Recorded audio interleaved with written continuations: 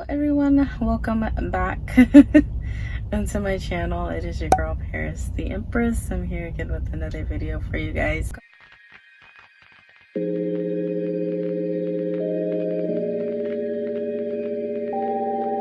Be sure to like, comment, subscribe, hit that notification bell, as well as follow me on my social media, which will be Paris the Empress. So right now I'm currently stuck in Laredo.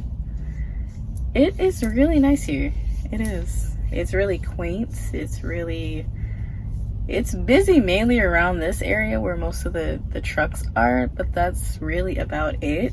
That's the only place I see any sort of activity going on. At the Chick-fil-A. Chick-fil-A was just busy, but honestly I think that's every Chick-fil-A. Every Chick-fil-A is just super packed. For some odd reason, everybody wants to go to Chick-fil-A. Everybody. No matter what time. Not the McDonald's, but Chick-fil-A. If you had to choose between Chick-fil-A or McDonald's, I highly doubt that you will go to McDonald's. You'd probably go to Chick-fil-A. And if you had to choose between whether you would go to Burger King or McDonald's, you'd probably go to McDonald's. Probably would. Because I would go to McDonald's. Not Burger King. I mean, I know that none of those places are at all good or healthy. But if you really had to choose, you'd probably choose Chick-fil-A. Popeyes is a whole nother story. That's why I don't even have it in that category. So, I wanted to talk about... I forgot what I wanted to talk about. Oh yeah, and it's an assortment of things. That was one of the things I wanted to talk about. Man,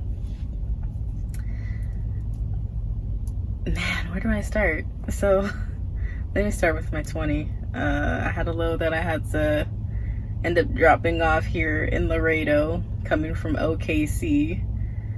So that kind of took a while, but it was okay. I finally got it here. It's a load that's going to end up going into Mexico. And it was a terminal load, so that means that somebody's just going to pick it up and just take it into Mexico. And then the loads I had before that was just, I was just stuck in Paris, Texas for the most part. That's where I was. I wanted to see the Eiffel Tower there. They have an Eiffel Tower with a cowboy hat. I didn't even know that. And I wanted to go, but there was no Lyft or Uber available, so I was kind of stuck at this truck stop for the longest time, but it was okay. It was okay. I still never got to see it. I mean, after that happened, I had to end up going all the way back over to Dallas because I had a PM that needed to be done on the truck. My truck did not get seen until probably 4 o'clock in the afternoon or whatever. No, that's not true. It wasn't until 7 in the evening, and then they got done until closing. That's how long it actually took. It took around 3 to 4 hours for them to end up doing that. So that was something. I just chilled. I did my hair because before I had okay, so I took my silver hair out, and then obviously it was new growth, so I just went ahead, took care of the maintenance of my afro, and then just put this protective style in because it was taking, it literally probably as soon as I got the packs of hair and I started working on my hair, I was done. My truck was still, nobody knocked on the door or anything like that. Probably a couple of hours later is when somebody knocked on the door and was like, oh, we're ready for you. I was like, okay. Because I think I started on my hair around around 2 in the afternoon, and then finished it sometime around 5 or whatever. 2, 3, 4, 5. Yeah, around 5. It took about 4 hours. It really doesn't take me that long to do my hair at all. As long as my nails aren't done, it really doesn't take me that long to do my hair. So, yeah. It was so funny about this hairstyle is that my driver leader was like, because I told my driver leader, I was like, I'm just gonna make my hair green. And she was like, why green? I was like, I just felt like it. But no, it has a meaning. Yeah, mental health awareness. And speaking of mental health, let's talk about how my past few days have been. So my past few days, I have not been able to get too much sleep. I really haven't. I had a moment probably 2 or 3 days ago where I was trying to sleep and it felt like bugs were crawling all over me. And it was just weird because I turned on the light, nothing was there. And that's happened several times. It really has. That I was just like, what is going on? What is going on?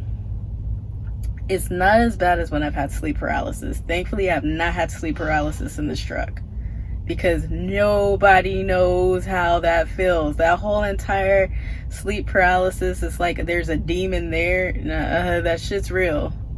It is. That shit is real and it's scary because you want to get up, but then it feels like something's crawling on your chest. The first time I actually experienced that, I was 18. And I was taking a nap. It was in broad daylight. And all I remember was I was trying to sleep. And I remember I was laying on my back. I slipped off into what I thought was sleep. But my eyes were wide awake.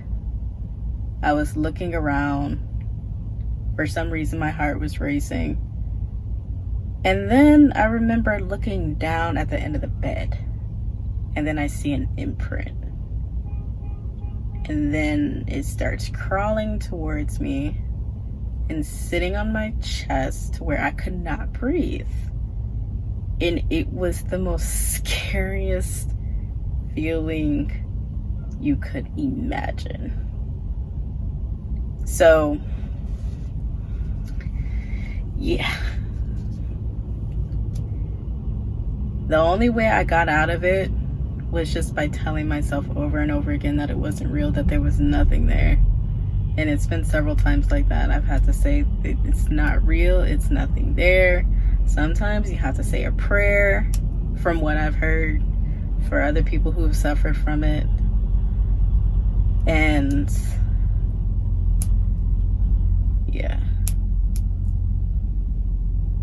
But so far in this truck, I haven't had to deal with that. I mean, I feel like the hardest part of anything is just, it's been dealing somewhat with myself. Because you're in this truck alone.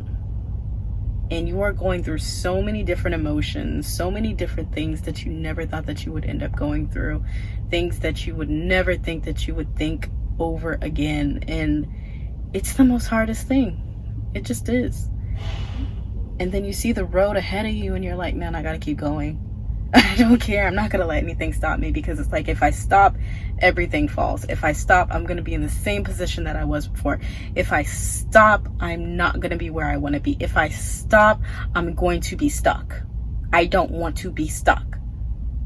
That's me personally. That's me.